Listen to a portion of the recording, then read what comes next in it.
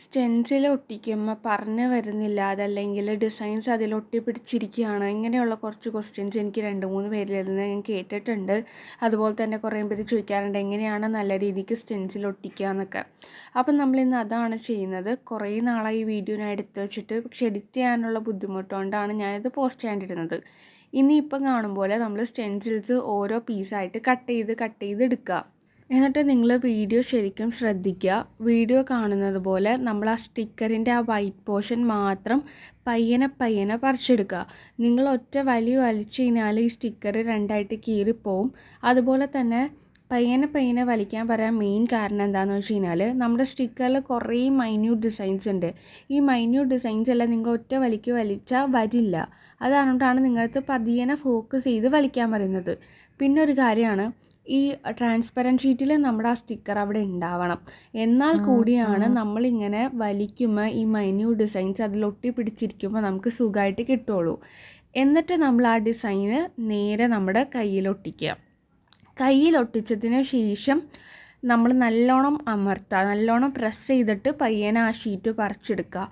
അപ്പോൾ നമ്മുടെ കയ്യിലേക്ക് ഡിസൈൻ വരും. എനിക്ക് തോന്നുന്നു നിങ്ങൾക്ക് മനസ്സിലായില്ലെങ്കിൽ നിങ്ങൾ ഒന്നും കൂടി വീഡിയോ കാണാം. ഇപ്പം നിങ്ങൾക്ക് നോക്കിയാൽ മനസ്സിലാവും, ഞാൻ അതിൽ ചെറിയ വരെയുള്ള ഡിസൈനുകളെല്ലാം കളയാണ്ട് നല്ല രീതിക്ക് എടുത്തിട്ടുണ്ട്.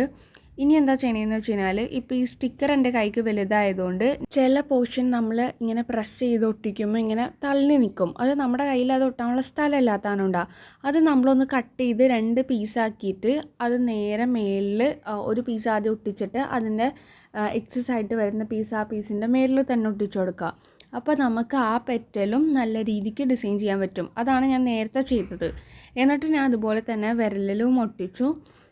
നിങ്ങൾ ഫോക്കസ് ചെയ്യേണ്ട ഒരു പാർട്ട്, ആദ്യം വൈറ്റ് പോർഷൻ റിമൂവ് ചെയ്തിട്ട് മാത്രം നിങ്ങൾ കയ്യിലൊട്ടിക്കുക. കയ്യിലൊട്ടിച്ചതിന് ശേഷം മാത്രമാണ് നിങ്ങൾ ആ ട്രാൻസ്പെറൻറ്റ് ഷീറ്റ് പറിച്ചെടുക്കാൻ പാടുള്ളൂ. എന്ത് നിങ്ങൾ പറിച്ചെടുത്താലും ഭയങ്കര സ്ലോ ആയിട്ട് കെയർഫുള്ളായിട്ട് ചെയ്യണം. അതല്ലെങ്കിൽ ഈ മൈന്യൂട്ട് ഡിസൈൻസ് ഈ സ്റ്റിക്കറിൽ ഒട്ടിപ്പിടിച്ചിരിക്കാൻ സാധ്യതയുണ്ട്.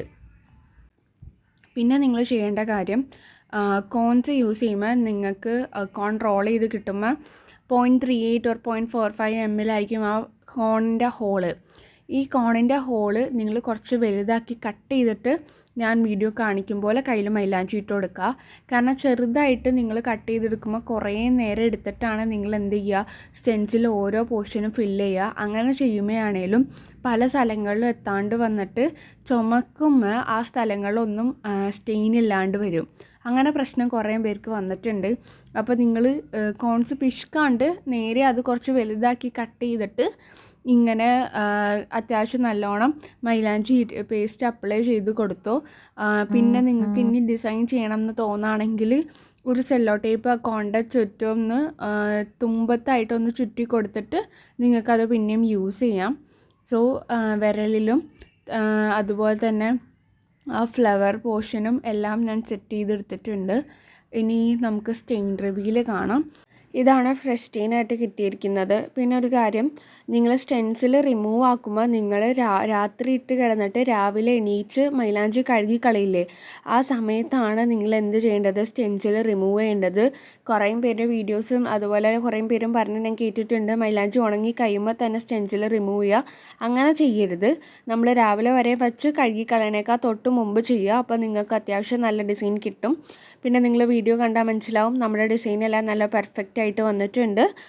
സോ സ്റ്റെൻസിൽ യൂസ് ചെയ്തിട്ട് പെർഫെക്റ്റ് ഡിസൈൻ കിട്ടില്ല എന്ന് പറയുന്നതെല്ലാം തെറ്റിദ്ധാരണയാണ്. നമ്മൾ അത്യാവശ്യം നോക്കിക്കഴിഞ്ഞാൽ നല്ല ഡിസൈൻസ് കിട്ടും.